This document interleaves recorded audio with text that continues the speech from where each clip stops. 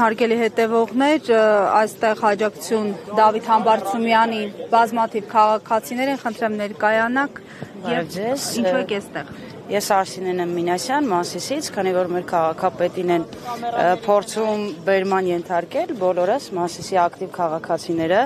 ովքեր որ մտածում են երկրի բարօրության համար, այսօր գտնվում են այստեղ ես, իմ ընտանիքի անդամները, իմ ընկերները, քանի որ Դավիթը ոչ միայն մեր քաղաքապետն է, այլև մեր բոլորիս ընկերը։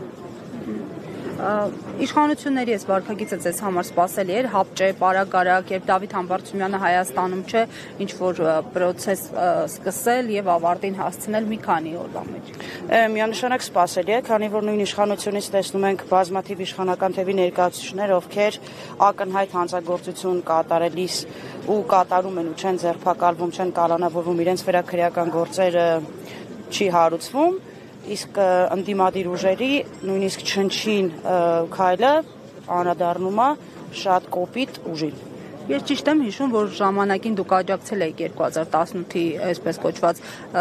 Թավշյա իշխանափոխությանը, հեղափոխությանը, թե ոչ։ Սխալ եք հիշում, ես երբեք չեմ աջակցել հեղափոխությանը։ Բայց ինչ որ դրվագներով իշխանության հետ Աննա Հակոբյանի հետ։ Աննա Հակոբյանի ջոկատում եմ եղել, պայքարել եմ իմ երկրի համար, բայց դա չի նշանակում, որ եղել եմ իշխանության կողքը։ Հնարավոր եղավ այդ ընթացքում ձեր ջոկատում ինչ-որ տարածքներ ազատագրել կամ թշնամուն հետ շփրտել։ Այդ թեմայով ես տվել եմ հարցազրույց, ու կարծում եմ, որ դրա տեղը ու ժամանակը չէ այդ հարցին պատասխանելու համար։ Կարծում եք ինչի համար են Դավիթ Համբարձումյանին այսպես փորձում մեկուսացնել, հա, ինչ արցախցիներին օգնել է դրա համար։ Քաղաքացի, շարքային քաղաքացի, իմ տեսակետը հայտնեմ, որը դա իմ սուբյեկտիվ կարծիքն է, ոչ միայն Դավիթ Համբարձումյանին, նաև բոլոր ընդդիմադիր ուժերին են փորձում մեկուսացնել, ովքեր որ ընտրություններին կկարողանան պայքարել իշխանության դեմ։ Դավիթ Համբարձումյանը այսօր ակնհայտ ֆիգուրա, որը պայքարում է ընդդիմության համար,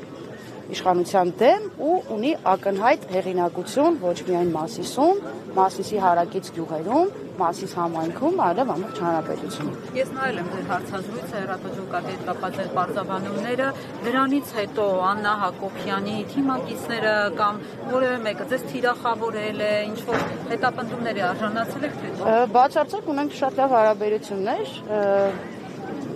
բոլորս հայ ենք, Աննա Հակոբյանի հետ առիթ չի եղել շփվելու, մեկ անգամ հանդիպել ենք սրճարանում, շատ նորմալ, բարև, ողջույն, ինչպես բոլոր նորմալ։ Հարցը արձագանքել էր, կարծեմ ոչ այսպես, չէ՞։ Հա, դավաճանության մեջ էր մեղադրել եւ այլն։ Եթե հարց ունեք, հարցրեք, պատասխանեմ։ Հիշում եք թե Ջոկատում դուք էիք Աննա։ Իմ նման բոլոր շարքային քաղաքացիները։ Շարքային մարդիկ, ովքեր որ մտածում են երկրի համար եւ փորձում են իրենց երկրին օգուտ տալ։ Ձեր ջոկատը Արցախում եղել է։ Ոչ։ Բա եթե պատերազմը Արցախում էր, ձեր ջոկատը որտեղ է պատերազմը։ Այդ թեմայով չեմ ուզում հարցազրույց տամ, որովհետեւ արդեն տվել եմ այսօր դրա տեղը ու ժամանակը չի կարծիքով։ Եկեք ջոկատի թեման փակենք, նորից եմ ասում, որովհետեւ դրա համար, չէ։ ամեն ինչ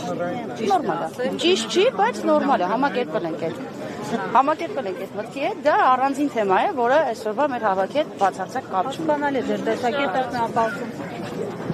168 թեմի հարգելի հետևողներ, մենք կզրուցենք այս պահին, պատիվ ունեմ խմբակցության ղեկավար Հայկ Մամիջանյանի հետ։ Պարոն Մամիջանյան, խնդրեմ մեջտեղում կանգնեք, այսպես։ Պարոն Մամիջանյան, արդեն անդրադարձել եք խափանման միջոցի փոփոխությանը, նշել եք, որ սա քաղաքական հետապնդման այսպես հետևանք է եւ ուղիղ առնչվում է իմպիչմենտի գործընթացին։ Ի վերջո, այս գործընթացի հանգուցալուծումը ինչպես եք պատկերացնում։